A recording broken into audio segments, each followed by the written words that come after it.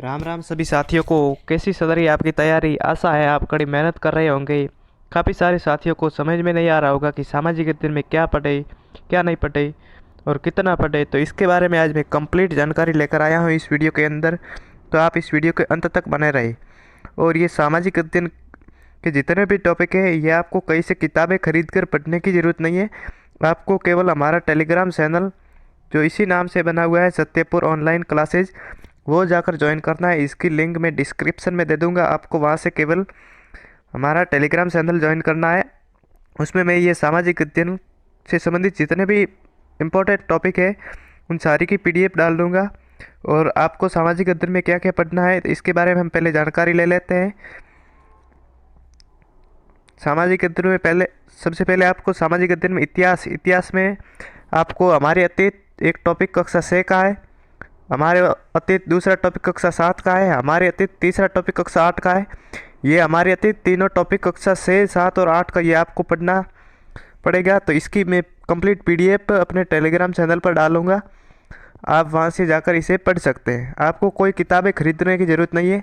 अगर आप इतनी किताबें खरीदेंगे तो आप उसे पढ़ ही नहीं पाएंगे, क्योंकि ये किताबें आपके पास से बहुत ज़्यादा हो जाएगी।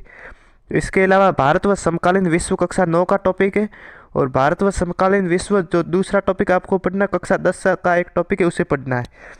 इसकी भी मैं कंप्लीट पीडीएफ अपने टेलीग्राम चैनल पर डाल लूँगा, आप वहाँ से जाकर पढ़ लेना। नेक्स्ट की बात करें सामाजिक अध्ययन में, नेक्स्ट में समाज एवं राजनीति से आपको क्या पढ़ना है। तो इसमें समाज एवं राजनीति एक टॉपिक कक्षा 6 का है, समाज एवं राजनीति दूसरा टॉपिक कक्षा 7 का, और इसका तीसरा टॉपिक कक्षा 8 से पढ़ना है। इसकी भी पीडीएफ मैं आपको टेलीग्राम चैनल पर डाल दूंगा, आप वहाँ से पढ़ लेना। इसके अलावा लोकतांत्रिक राजनीति कक्षा 9 में, और लोकतांत्रिक राजनीति एक दूसरा टॉपिक है, वो आपको कक्षा 10 से पढ़ना है। ये आपको किताबें खरीदने की कोई ज़रूरत नहीं है। मैं आपको टेलीग्राम चैनल पर इसके जो कंप्लीट पीडीएफ है वो डाल दूँगा। और इसी के साथ में पशु परिसर क्लास जो पार्ट बी की क्लास है, वो भी मैं क्वेश्चनों के माध्यम से आपको हल करवाने की सोच रहा हूँ। तो अगर आपका प्यार बना रहा तो मैं पशु परिसर पार्ट बी के जितने भी इम्पोर्टेंट क्वेश्चन होंगे, टॉपिक वाइज हम क्वेश्चनों को हल करेंगे। तो आपको केवल अपना प्यार बनाए रखना है। इसके अलावा आपको सामाजिक अध्ययन में आपको भूगोल में पृथ्वी हमारा आवास कक्षा 6 का टॉपिक है, हमारा पर्यावरण कक्षा 7 का टॉपिक, संसाधन एवं विकास कक्षा 8 का टॉपिक, और समकालीन भारत कक्षा 9 का टॉपिक, और समकालीन भारत दूसरा टॉपिक कक्षा 10 से आपको पढ़ना है। इसकी भी पीडीएफ में कंप्लीट आपको टेलीग्राम चैनल पर डाल दूंगा, आप वहाँ से जाकर पढ़ सकते हैं। और इसी के साथ आपको ये भी पढ़ना ज़रूरी है, क्योंकि इसमें कोई पता नहीं रहता कि कहाँ से कितने क्वेश्चन आ सकते हैं। पृथ्वी के प्रमुख स्थल रूप, और भारत में संवैधानिक विकास, पृथ्वी गतियाँ, अक्षांश एवं देशांतर, वायुमंडल संगठन, संरचना, पवने, वायुमंडलीय संरचना, और सिंधु घाटी सभ्यता, ये टॉपिक भी आपको पढ़ना पड़ेगा।